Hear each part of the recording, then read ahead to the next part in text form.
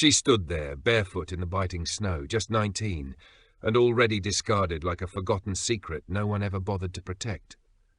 And he was a single father, weathered and weary, a man who had been quietly broken by life in ways too invisible to name. All he had left was a good heart, and exactly $147 in his worn leather wallet. When their two worlds collided under the grey, wintry skies, neither one knew it would be the beginning of something extraordinary. They couldn't have imagined that each was the last fragile lifeline the other had, or that their meeting would become the greatest miracle of both their lives. Before we take you into this unforgettable journey of shattered pasts, silent hopes, and the slow healing born of love, survival, and redemption, if stories like this stir something in your soul, don't forget to subscribe. It may seem like a small gesture, but it helps voices like theirs find the hearts that need them most. Now, let me tell you what really happened. The pine trees swayed in the bone-deep cold, whispering ancient secrets into the wind. Their shadows stretched long across the frost-bitten road, like memories of mistakes that still haunted the ground. Caleb Granger tightened his calloused hands on the steering wheel of his beat-up Chevy truck as it bumped down a narrow trail that twisted deeper into Montana's remote wilderness. He hadn't planned on coming this way. In truth, he hadn't meant to stop in this part of the state at all. But that crude sign, spray-painted in dripping red letters, Live Auction, 3 p.m., cash only, had pulled at something in him, something old, something painful. He had $147 to his name, just enough to get back home, put gas in the tank, maybe buy groceries for a few days and refill his daughter Lucy's inhaler before the week ended. But here he was, burning it on a detour into the unknown. The clearing appeared suddenly, almost like a trap waiting for the unaware. A cluster of trucks sat crookedly around a crude fire pit, their headlights throwing jittery shadows onto a wooden platform slapped together from broken pallets. Men with hard eyes and days-old stubble milled around, their breath fogging in the cold. The air was thick with the stench of gasoline, cheap liquor, and something darker, unspoken. On that platform stood a man in a filthy trench coat, his voice like gravel dragged across metal. 19, healthy, doesn't eat much, works hard. He gave a nod, and they pushed her forward like she was cargo. Caleb's breath caught. She was barefoot in the snow. Her long dark hair hung in wet knots over her shoulders, her jeans were ripped at the knees. But it wasn't her appearance that struck him. It was her eyes, haunted, empty, like someone who had long ago stopped expecting to be saved. She looked as if hope was a fairy tale meant for other people. "This ain't a charity!" The auctioneer barked as the men chuckled and scoffed. "You want her? Pay or walk." One man sneered. "Looks like hell already had its go at her. Ain't nobody dumb enough to waste their money on that." She flinched at the cruelty, but didn't cry. Caleb couldn't turn away. His mind flashed to Lucy, small, fragile, wheezing on their couch last winter as her tiny lips turned blue, waiting for an ambulance that felt like it would never come. That kind of helplessness never leaves you. "I'll take her," Caleb said suddenly, his voice cutting through the noise like a blade. The crowd laughed. The auctioneer squinted. "You serious, old man?" Caleb stepped forward, pulled his wallet from his jacket and said simply, "I've got $147. The man snorted. "You're short." Caleb didn't argue. He just held out the crumpled bills. After a moment's hesitation, the man shrugged. "Fine. She's yours. No refunds." The girl lifted her head slightly. Her lips parted like she was about to ask a question too dangerous to voice. Caleb didn't offer her his hand. He just nodded toward his truck. She followed. The drive back was silent. He didn't speak. She didn't ask. She sat hunched in the seat, her arms wrapped around herself, her fingertips blue with cold. He turned up the heat. She barely reacted. "Name?" he asked gently. Her voice rasped like it hadn't been used in days. "Callie." "I'm Caleb. My daughter's name is Lucy. She's 7. She said nothing. They pulled into a small clearing tucked among the trees. His cabin stood quiet beneath the pines, smoke curling from the chimney like a promise of warmth. A single porch light flickered in the dusk. Inside, the cabin smelled of wood smoke and cinnamon. Framed photos lined the walls, a child's painted handprint, a yellowing wedding picture. "I'll get you a blanket," Caleb murmured, disappearing down the hall. Callie didn't move. Her eyes scanned the room like it might vanish if she blinked too long. When he returned, he handed her a faded quilt. She took it, but didn't wrap it around herself. "Why?" she asked, her voice barely audible. Caleb didn't pretend not to understand. "Because no one else was going to," he said simply, "and because I couldn't walk away." He didn't wait for thanks, just gestured toward the couch. "You can sleep here tonight." She sat down slowly, the quilt still folded on her lap. Caleb turned off the hall light, leaving only the glow of the fire. As he turned away, she whispered again, so softly it was almost lost in the room's silence. "No one's ever done something like that. Not for me." He paused at the doorway. "Get some rest, Callie. You're safe now." But neither of them really slept that night. The next morning, sunlight crept over the ridge, its pale fingers barely slicing through the frost on the windows. The house was still, except for the ticking of a clock and the soft sigh of the heater. Callie sat upright on the couch. She hadn't truly slept. Her body had rested, but her mind had stayed awake, coiled tight like a spring. Safety still felt foreign. She stood slowly, bare feet touching the wooden floor.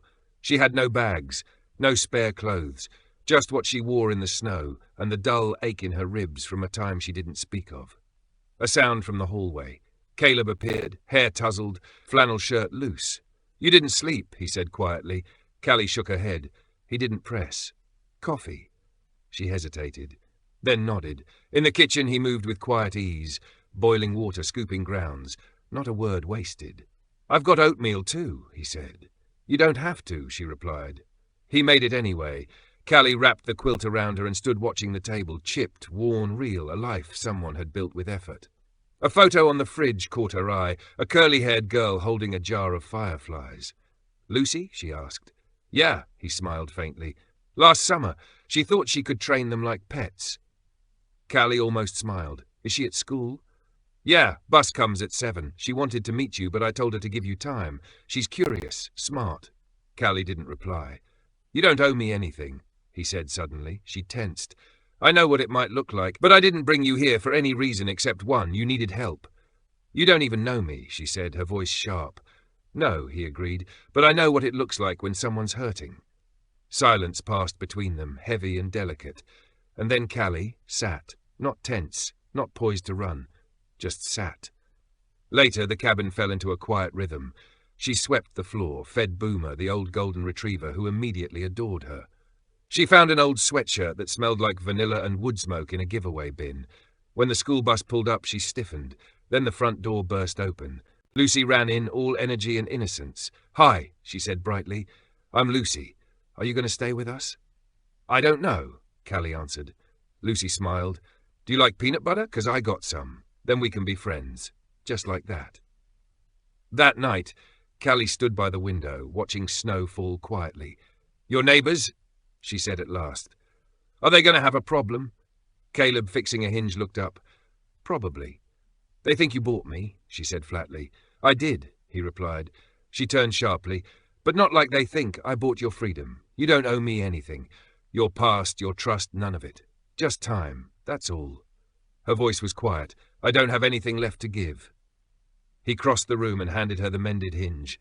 "Then we'll start with this. Help me fix a drawer." And that was everything. The snow had stopped, but the cold still clung to the town of Marlow Ridge, a place that remembered everything and forgave little. People talked. They always did. But in that little cabin, something was beginning. And sometimes, beginnings look like nothing at all. The room was thick with tension when Ruth finally broke the silence, her voice low but sharp. "There's a child in this house, Caleb," she said, eyes narrowed. "And you bring someone like her into it? Someone with no family, no past we know of? That's not just impulsive, it's reckless." But Caleb didn't flinch. He remained calm, steady. "Lucy loves her," he replied quietly. "Kids, they don't carry the same prejudice adults do. They just know. And she sees clearer than most grown-ups in this town." Ruth drew in a harsh breath, frustration etched across her face. "You've heard the rumors, haven't you? The things people are whispering?" "I've heard," Caleb said simply, pouring himself a cup of coffee, his movements deliberate. He leaned back against the counter, gaze unwavering. "But I didn't ask anyone's permission. I did what I believed was right. And if I had to, I'd do it again." Ruth's stern mask faltered for a beat. She looked toward the hallway where Callie had quietly slipped away moments earlier. Her voice dropped. "I hope you're right, Caleb, because the whole town's watching." And they were. Lucy felt it too, felt it deep in her bones at school. She was used to being the quiet girl, the one with the peanut butter sandwiches and the jackets that had passed through too many hands. But now people stared. Girls whispered behind their hands and giggled in clusters. A boy leaned across the lunch table smirking. "Hey, Lucy," he said, voice full of mockery. "Is it true your dad bought a girlfriend off Craigslist?" She didn't even understand all the words, but she understood enough to know it was meant to hurt. That afternoon, the moment the bus doors hissed open, Lucy ran. She bolted up the hill, past Boomer wagging at the porch, past the kitchen's warmth, and straight into Caleb's waiting arms. She buried her face into his chest and choked out, "They're being mean. They said things about her." Callie froze by the stove, a dish towel clutched in her trembling hands. Caleb cradled Lucy close and stroked her hair gently. "What did they say, sweetheart? That she's dangerous? That I paid for her like she's not even real?" His gaze lifted, and for the first time since Callie had arrived, his eyes met hers. There was no anger in them, only pain. She looked down, ashamed. He turned back to Lucy. "You know why we help people, don't you? Because it's the right thing to do, even if nobody else does, even when they lie about it." Sniffling, Lucy pulled away slightly, her eyes drifting toward Callie with uncertainty. "You're not going to leave, are you?" Callie's voice was barely a whisper. "Not unless you ask me to." Lucy reached out, her small fingers wrapping around Callie's hand. "I don't want you to go." Later that evening, Caleb found Callie sitting outside on the porch steps, wrapped in an old quilt. The moonlight caught in her breath as it fogged the air, and a dusting of snow clung to the pines like powdered sugar. "You okay?" he asked, voice low. She didn't answer right away. When she did, her voice was raw. "I'm used to being talked about, but not like this, not by people that matter." "They don't matter," Caleb said quickly. She looked at him, her expression soft but serious. "They matter to you." He settled beside her. "They're not the ones raising my daughter." There was a long silence, heavy with things unsaid. Then she murmured, "I didn't ask you to save me." "I know," he replied, "but I did, and I'd do it again tomorrow." Her throat worked. "Do you ever regret it?" Caleb leaned back, staring at the stars. "No, but I do regret not finding you sooner." Callie turned away, voice barely audible. "They tied my hands before they pushed me onto that platform," she said. "Told me nobody would want me, that even if I ran, no one would care." His jaw clenched. "They were almost right," she whispered. He turned to her, voice steady. "Almost doesn't count." A single tear slid down her cheek. She didn't bother to wipe it away. For the first time in a long time, she let it fall. The next morning dawned cold and silent. Frost traced delicate patterns on the windows, like the world was writing secrets in white ink. It was the kind of quiet that only follows a deep, honest cry. Collie didn't speak much that day, but she moved with a new steadiness. The ghostly stillness about her was fading. She hadn't been accepted by the town, not yet, but something had shifted. She was still broken, yes, but she was no longer invisible. Inside the warm cabin, the wood stove crackled. Caleb sat at the kitchen table, a frown tugging at his brow as he examined a stack of bills. Across from him, Callie stirred a pot of oatmeal with careful attention. Boomer snored near her feet, tail twitching in dog dreams. Lucy sat at the counter, tongue poking from the corner of her mouth as she drew a treehouse on construction paper. "How's the masterpiece coming?" Callie asked, her voice lighter than before. Lucy grinned. "It's going to have rope ladders and snacks hidden in the floor for emergencies." "A survivalist's dream," Callie said with a soft chuckle. "Daddy says you know all about survival," Lucy added brightly. "Is that true?" Caleb looked up, concerned, but Callie only shrugged. "I guess you could say that. Will you teach me?" She hesitated, glancing at Caleb. He met her eyes and gave a single nod. It was all she needed. "Sure, kid," she said softly. "We'll start with knots."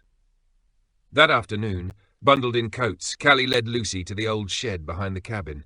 The snow had softened under the sun, crunching underfoot. She pulled out a coil of rope, rough but strong. "Knots?" Lucy asked, eyes wide. "Knots," Callie confirmed. "First rule, a knot isn't just for holding things together. Sometimes it's for letting go." Lucy blinked. "That doesn't make sense." "It will," Callie promised, smiling faintly.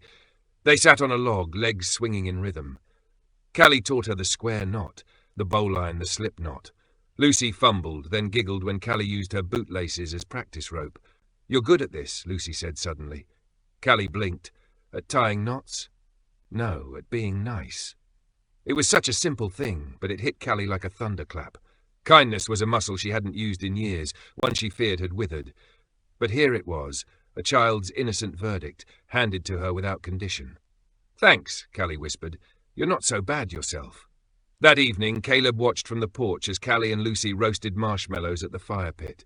Their laughter crackled with the flames, warm, real, healing. But even as his heart lifted, Caleb saw it, how Callie moved with caution, as if bracing for the world to snap. He brought out 2 mugs of cocoa. "This one for me?" Callie asked, surprised. "Unless Lucy wants both," he teased. "I definitely do," Lucy chimed, grabbing hers. They sat in contented silence under a sky stretched with stars. "You're good with her," Caleb said softly. Callie shrugged. "She's easy to love." "You don't think you are?" She stared into the fire. "I wasn't raised to be. I was raised to survive. There's a difference." "I know," she whispered. "That's why it feels so strange, just being here. Warm, safe, not waiting for something to go wrong." He didn't reply. He didn't need to. After a while, Callie turned to him. "Can I ask you something?" "Of course." "Why did you really take me home?" He met her eyes. "Because when I looked at you, I saw someone who'd been failed too many times. And because Lucy doesn't need a perfect home. She needs a good one that makes space for people who are trying." Her throat tightened. "I'm not good at being someone's anything." "You're here," he said. "That's enough, for now." The next morning brought thicker frost. Callie woke suddenly to the sound of wet coughing, sharp, panicked, from Lucy's room. She bolted upright, her heart thudding. By the time she reached the doorway, Caleb was already there, holding Lucy upright as she gasped for breath. "The inhaler's empty," he said, voice tight. "I was going to refill it tomorrow. I didn't think." Callie cut him off. "We need steam. Now." In a blur, she filled the kitchen with boiling water and damp towels. She had done this before, for cousins, for strangers, for herself. She covered Lucy's head with a towel, guiding her breaths gently. "Slow, sweetheart," she whispered. "You're okay. You're safe. You're strong." Little by little, Lucy's gasps eased into slower, deeper breaths. Her body sagged into Caleb's arms. Callie sat back, her hands trembling. Caleb looked at her like he was seeing her for the first time. "You saved her." Callie stared down at her palms. "She saved me first." Winter in Marlow Ridge had a way of sinking into the bones, but inside the cabin something warmer had begun to bloom, and for the first time in a very long time it felt like maybe, just maybe, it might stay.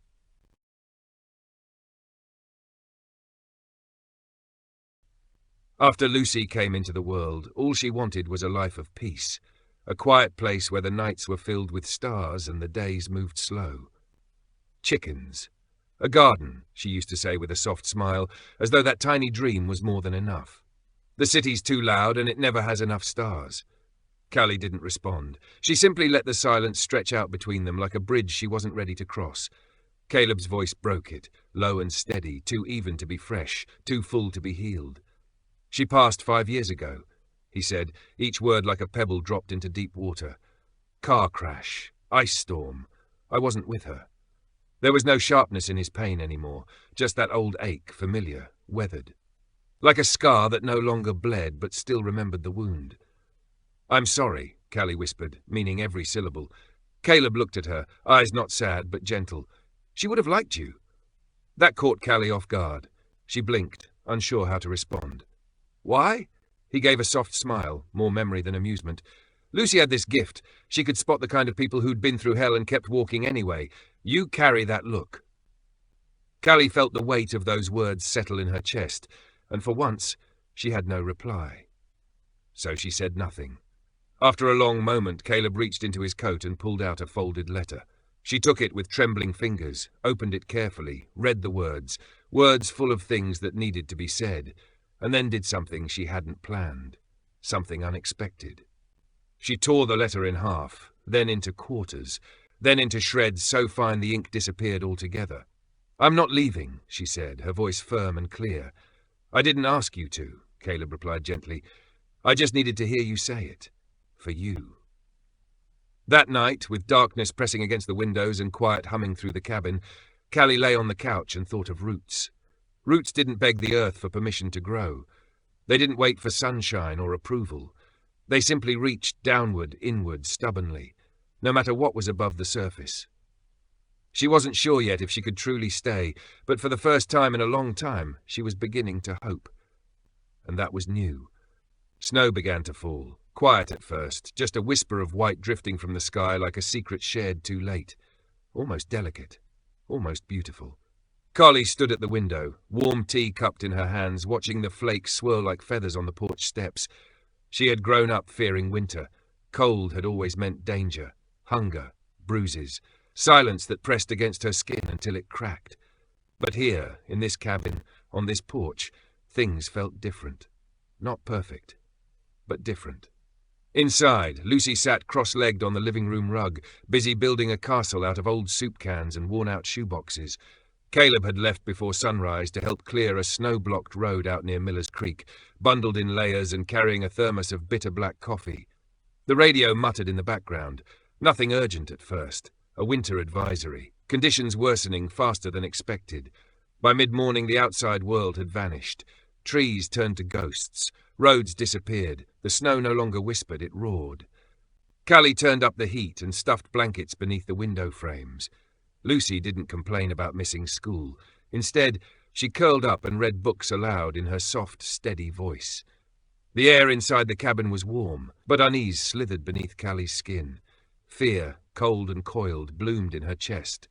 Caleb should have been home hours ago. At 3:47 p.m. there came a knock, loud, urgent, desperate. Callie rushed to the door and flung it open. Tom Fletcher stood there, the town's only mailman and part-time volunteer firefighter. Ice clung to his beard. His eyes were wide with panic. "Caleb," he gasped. "He's hurt.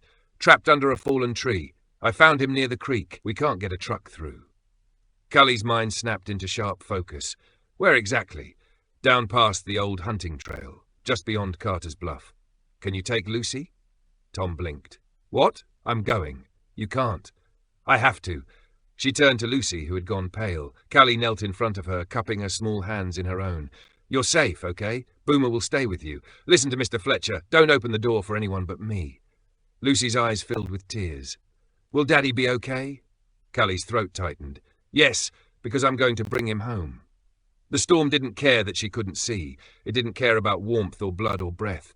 It screamed in her ears, lashed against her skin, stole the heat from her lungs. But Callie kept moving, step by freezing step, a defiance written in every motion. Her boots sank into the drifts. Her gloves stiffened with ice. Fence posts barely visible marked the fading trail. One thought pulsed like a drumbeat. I can't lose him. I can't lose them. After nearly 20 grueling minutes, she spotted him, half buried beneath a fallen tree. Caleb, unmoving. She dropped to her knees, frantically brushing snow from his chest. "Caleb!" His eyelids fluttered. His lips were tinged blue. "Hey," he whispered. Her voice cracked. "You picked a hell of a day to play lumberjack." He tried to smile. "Didn't mean to worry you." "You didn't," she lied, brushing hair and snow from his brow. "You just gave me a reason to do something crazy." She checked his breathing. Shallow, but there. His leg was pinned beneath the trunk, badly crushed. If she could shift the weight, just a little. She scanned the trees and spotted a broken branch, long, thick, maybe enough for leverage. "Hold on," she whispered. "Just hold on." The first attempt failed. The branch snapped. The second moved the trunk, but not enough. The third time, Callie screamed, a primal, full-bodied cry pulled from the deepest part of her soul, and the weight shifted. Just enough. Caleb groaned. She dragged him from beneath the tree, inch by inch, breath by breath.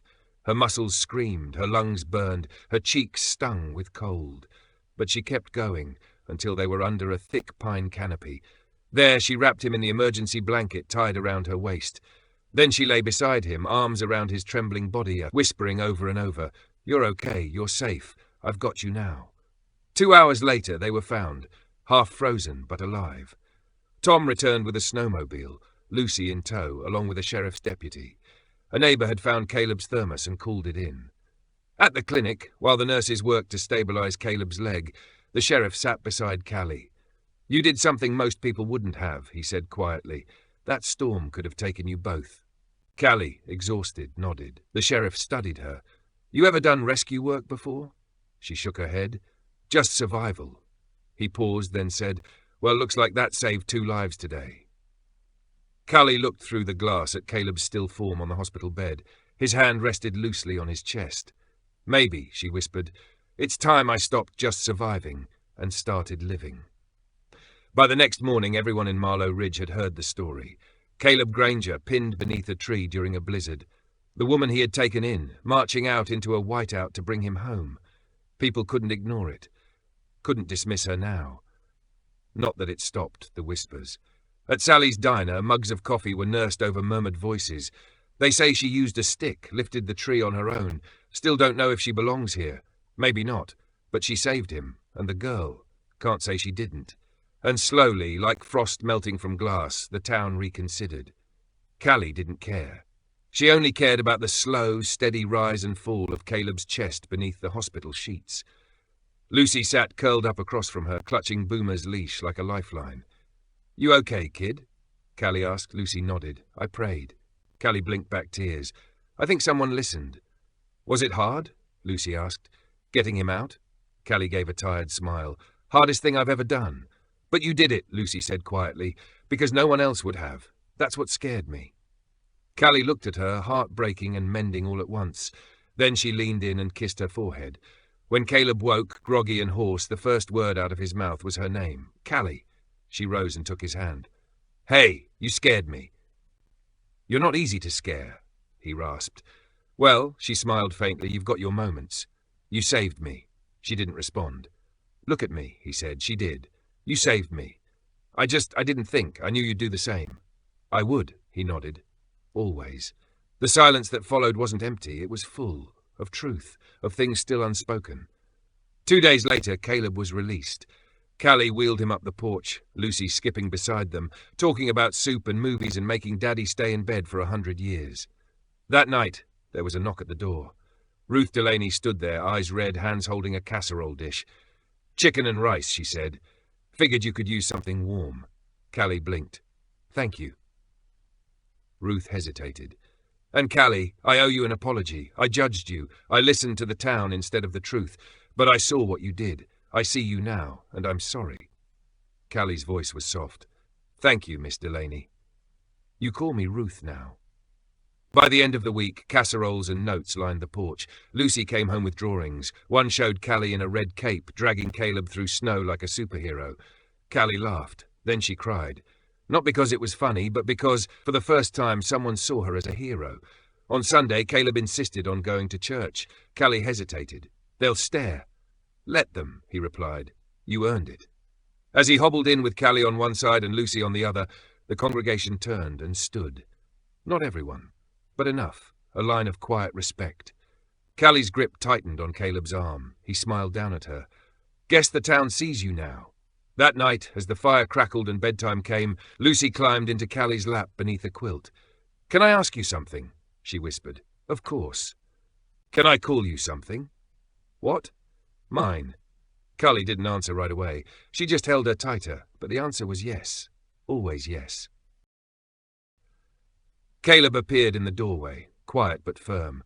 His voice didn't rise. It didn't have to. I think you should leave, he said, each word heavy with steel. The man on the porch barely flinched. We're her legal guardians, he snapped, gesturing toward Callie like she was property. She's underage. You've been hiding her. She's 19, Caleb replied, stepping forward. She's a free adult. She has no papers, the woman shot back, venom in her tone. No ID, no birth certificate, and we've got witnesses, people who saw you give her money.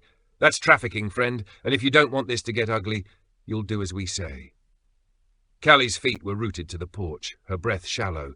It felt like the ground beneath her had turned to ice. She couldn't move, couldn't breathe. The man leaned in, smug. Or we can keep it simple. You pay us what she owes. We walk away, quiet, no drama. Caleb stepped outside fully now, letting the door close behind him with a click that sounded like a lock on the past. He stared at them, unwavering. You don't speak for her anymore, he said, voice calm but razor sharp. You lost that right the moment you put a price tag on your daughter and shoved her onto a crate like livestock." The man's lips curled into a sneer. "You really want a legal battle? People like you, guys playing hero, don't win these." Caleb tilted his head, his voice a whisper edged with fire. "People like me?" he echoed. "You mean men who stand between cowards and the children they exploit?" The man's jaw tensed. Something flickered in his eyes, rage, maybe fear. "You'll hear from our lawyer," he snapped. Caleb took a step forward on his crutch. The way he moved, measured and grounded, was more threatening than shouting ever could be. "You will never come near her again." The man faltered, lips twitching in frustration before he turned away. "We'll see what the courts say," he muttered. The woman lingered a second longer. Her eyes flitted toward Callie, and for the briefest of moments, something like regret shimmered behind her expression. Then she, too, turned and followed the man into the night. Callie stood frozen. Her fists clenched, her face pale, breath short. "I'm sorry," Caleb said gently, his voice like balm over raw skin. "I didn't want." "They're going to dig everything up," Callie interrupted, her voice cracking. "Everything I've been trying to bury." "Then we fight," Caleb said simply. Callie stared at him, her eyes wide with disbelief. "You'd really do that?" "I already am." The following days blurred into a storm of legal filings, urgent phone calls, and hastily scheduled meetings.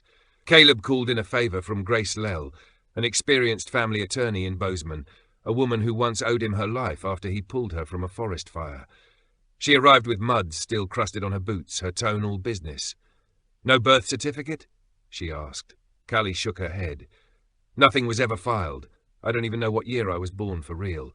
They kept changing it, telling people I was younger. It gave them more control." Grace didn't flinch. "That's awful. But it's not unbeatable. You've got something more powerful than they do." Callie frowned. "What's that?" "Truth, and people who stand beside you." The legal process moved quickly. Emergency protection orders were granted, the hearing was set, and the town, still reeling from the recent storm and the miracle of Callie's bravery, quietly rallied behind her. Ruth Delaney offered to testify. Lucy's teacher wrote a heartfelt letter. Even Tom, the mailman, who had once brought news of Caleb's accident, submitted a signed statement describing how Callie had saved lives in the snowstorm. Still, sleep came hard. Callie lay awake most nights on the couch, staring at the ceiling, heart pounding at every sound, half waiting for it all to collapse again. But each night Caleb would pass by on his crutches, offering her a blanket, a soft smile, and a quiet reminder, "You're not alone anymore." The hearing took place in a courthouse 2 towns away. The courtroom was too cold, the walls a sterile beige. Callie sat beside Grace, her palms sweaty, her pulse hammering in her ears. Across the aisle sat the people who had brought her into the world and sold her out of it. They whispered, shot glares, and leaned in close to their attorney, a smug man with polished shoes and dead eyes. The judge entered, a stern woman with silver hair and the kind of gaze that seemed to see through stone. She called the room to order. Callie stood, raised her hand, swore to tell the truth, and then she spoke. She spoke of a childhood carved from hunger, where silence was survival and pain was traded like currency. She spoke of days when names were never spoken, only slurs and shouted commands, of how she was used, bartered for favors, treated like weight to be moved around for gain. And then she told them about the crate, the price tag. The last day she stood in that house, knowing she was worth less than nothing to the people who claimed to be her family. "I didn't run," she said, voice clear, "because I didn't think there was anything better. I thought that was the world." Her eyes found Caleb across the room, and then someone saw me. He didn't ask for details, didn't care where I came from. He just let me sit on his couch. He let me feel like I mattered. Her voice broke then. He saved me, not with money, with dignity, with kindness, and with his daughter, who showed me what love really looks like. A tear rolled down her cheek. "I don't want to be their daughter anymore. I want to be his." Silence fell like a blanket over the room. Even the lawyer beside her so-called parents blinked, unsettled. The judge leaned back, her expression unreadable. "I've presided over 1,000 custody cases," she said finally. "I've seen unimaginable cruelty, but rarely have I seen someone stand in court and carry their truth with such strength and grace." She turned to Callie's parents. You sold her. You gave up your rights, not legally, but in action. She turned back to Callie. You are free, and you are exactly where you belong. As they walked out to the sunlight, Caleb offered her his hand. She didn't take it. She threw her arms around him instead. Callie had never celebrated a real birthday, not one with candles, cards, or even the correct date. Her biological parents had never remembered what month she was born. One year, it was August. The next, February. There was never cake, just cold silence or a slammed door. Sometimes worse. But now she stood in the center of Caleb Granger's kitchen, under yarn garlands and crooked, glittery signs. One said in shaky letters, "Happy You Day, Callie." Lucy had made it herself. Callie laughed. Then she cried. Just a little. Just enough. The day began with cinnamon rolls and coffee, delivered by Lucy with the poise of a royal butler. Callie tried to protest. I didn't ask for this, but Lucy put a finger to her lips and whispered, "You didn't have to." Later, Caleb presented a lemon cake he'd baked from his late wife's recipe. It was her favorite, he said. She'd want to share it. Callie choked up. I don't know what to say. You don't have to say anything, he replied. Just let yourself have this day. Neighbours came by. Ruth Delaney with flowers, Tom Fletcher with a carved birdhouse. Even the mailman's shy grandson brought a drawing, Callie in a superhero cape standing beside Lucy and Caleb. This is you, he whispered, because you save people. Callie hugged him, eyes full. That might be the best thing anyone's ever given me. That night, they sat around the fire pit. Lucy wore a crown made of twigs and called herself the birthday fairy. Boomer chased sticks like a puppy. Caleb sat close to Callie, his gaze quiet, steady. She leaned in. I keep thinking someone's going to wake me up, tell me it's not mine, that I have to go back. He didn't flinch. You're not just here, Callie. You belong here. Later, Lucy handed her a tiny box wrapped in newspaper. Open it, she said. It's from Daddy. Inside was a wooden ring box, old and weathered. Nestled inside was a slim silver band with a braided inlay and a single sea-coloured stone. It was Emma's, Caleb said, but it never felt like hers alone. She once told me if something ever happened to her and someone brought life back into this house, I'd know. Callie looked at him, breath-catching. Are you? I'm not asking for anything, he said gently. Not promises, not marriage. I'm just asking you to stay, to keep choosing us. Callie slid the ring onto her right hand and smiled through tears. I already did, she whispered. That night, after Lucy fell asleep under a pile of blankets and books, Callie stood on the porch watching stars glitter above the Montana hills. Caleb joined her. She passed out mid-sentence, he said with a laugh. Said it was the best birthday she ever had, even though it wasn't hers. Callie smiled. That sounds about right. They stood in silence. Then she said, Today felt like something was being rewritten. Caleb turned to her. How do you mean? For the longest time, she said softly, I thought I was born broken, that there was something stamped on me the moment I entered this world, defective. But today felt like I finally arrived, like I started again. Caleb didn't speak. He just reached out and took her hand. And in the hush of the Montana night, wrapped in starlight and wood smoke, Callie whispered something. Not to Caleb, but to the girl she used to be. You made it. He whispered something faint, barely audible, as they crawled out through the narrow ditch, lungs choking on smoke, their bodies burned and bruised, but they were alive. Alive. The world around them was chaos, sounds and sights blurring together in a rush of emergency. Sirens howled in the distance, water blasted from fire hoses, strangers' arms lifted them up, hauling them into the back of a truck.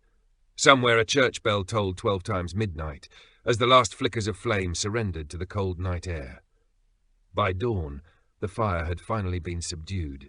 Its wrath had taken 3 homes, but miraculously, not a single life. The sky was a pale grey, washed out with ash and exhaustion. Collie sat on the back steps of the church, a thick bandage wrapped around her arm. Her face was streaked with soot and fatigue, her eyes hollow from everything they'd just endured. Beside her sat Ruth, steady and solid as ever, holding out a thermos with both hands like it contained something sacred. You're a damn miracle, you know that? Ruth said, her voice soft but awed. Callie accepted the coffee with a tired half-smile. I'm just stubborn. Same difference, Ruth replied with a wry chuckle. Caleb appeared then, limping slightly, each step a testament to the night's toll. Lucy followed closely behind him, her arms full of blankets and juice boxes meant for the other children gathered nearby. Caleb said nothing as he lowered himself beside Callie. He didn't have to. The silence between them spoke volumes. Then, slowly, deliberately, he pulled something from his coat pocket, a ring. Callie's breath caught in her chest as her eyes fixed on it. "I know I told you before. I wasn't asking for anything," Caleb said, his voice thick with emotion. "But now I am." He paused, letting the moment settle like dust. "I'm asking you to build a life with me. Not because you owe me anything, but because I've watched you run into fire for the sake of others. And I don't want to go another day without knowing that, when the smoke clears, I get to hold your hand." Callie didn't answer with words. Instead, she reached out, slowly, deliberately, and took the ring. That gesture alone said everything. Later that evening, as the town came together in the warm glow of the church hall, gathering to share food, stories, and the comfort only community can offer, Lucy stood up on a chair. Her small voice broke through the hum of conversation. "Everyone says Callie's a miracle," she said, her hands clasped behind her back. A few people chuckled softly. "I think she is too," Lucy continued. "But I also think maybe she wasn't the miracle. Maybe she was the prayer, and we were the ones who needed answering." The room fell silent for a heartbeat. Then came the applause, slow at first, then swelling into something that wrapped around the room like warmth. Outside, the stars began to peek through the thinning smoke. Light, hesitant but true, began to return. Beneath the shadowed pines, Caleb pulled Callie close, his lips pressing gently to her soot-streaked forehead. He whispered so only she could hear, "You didn't just save me, Callie. You saved this whole town." She smiled, eyes shining. "Maybe," she replied softly, "but you're the one who believed in me first." Spring slipped into Marlow Ridge without fanfare. There was no grand entrance, no parade of colour, just the quiet unfolding of wildflowers on sun-kissed hillsides, the slow melt of stubborn snow, and the way the light lingered a little longer with each passing day. The scent of smoke still clung faintly to the air, not as a warning now, but as a memory of what had been lost, what had been saved, and all that was beginning to grow from the ashes. Atop the hill, the Granger cabin stood quietly. Structurally, it was the same, but something within its walls had shifted. The roof had been patched, the porch swing reinforced with care, and just above the front door, Lucy had nailed a handmade sign, scrawled with glitter glue, "The Miracle House." It tilted to one side. It was imperfect, and it was perfect. Callie awoke one morning to the sound of birdsong outside her window, a heavy quilt tucked up beneath her chin. The comforting thud of Caleb's boots echoed across the wooden floor somewhere in the cabin. She smiled before even opening her eyes. The days had slowed, not in a dragging way, but in a way that felt deliberate, meaningful. Caleb was healing. Lucy was blossoming. And Callie, she was learning how to live again. Not just exist, but live. She repaired fences, planted marigolds with Lucy in the soft soil, picked up her sketchbook again, at first cautiously, then with the growing boldness of rediscovered joy. Caleb had even cleared out a space in the shed for her. "Your art spot," he'd said, "or your thinking place, or just a quiet space to breathe." She used it for all three. And then, on a still, golden morning in early May, something quietly extraordinary happened. They got married. No invitations, no aisle, no bouquets or white dresses, just the three of them, barefoot in the dewy grass behind the cabin. Ruth stood as witness. Tom, the old mechanic, read a verse from a crumpled piece of paper. Lucy wore a crown of daisies and announced herself as flower girl, ring bearer, and, very importantly, boss of snacks. Caleb held Callie's hands, looking into her eyes. "You were never lost," he said. "You were just waiting to be seen." Callie answered, her voice steady and sure. "You didn't just find me. You gave me back to myself." Their kiss was met with Lucy's exuberant applause. Her flower crown slipped over her eyes as she clapped, and they all burst out laughing. That sound, honest, joyful, whole, rose into the spring sky like a hymn.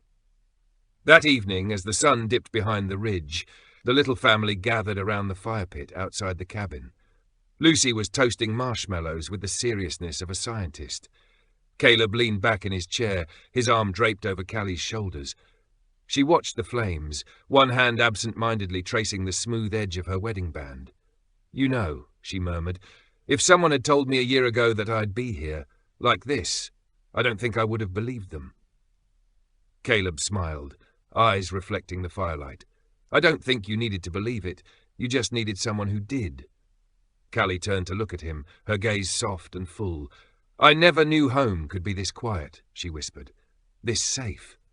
"You made it that way," he said. "You brought it to life." Lucy crawled into Callie's lap with the ease only children know. "Can we pray?" she asked simply. Callie and Caleb exchanged a look. "Of course, sweetheart." They all bowed their heads, but this time there were no desperate whispers, no silent pleas. Just Lucy's tiny voice rising into the twilight air. "Thank you." Then silence. Then the gentle crackle of the fire as the stars began to blink awake.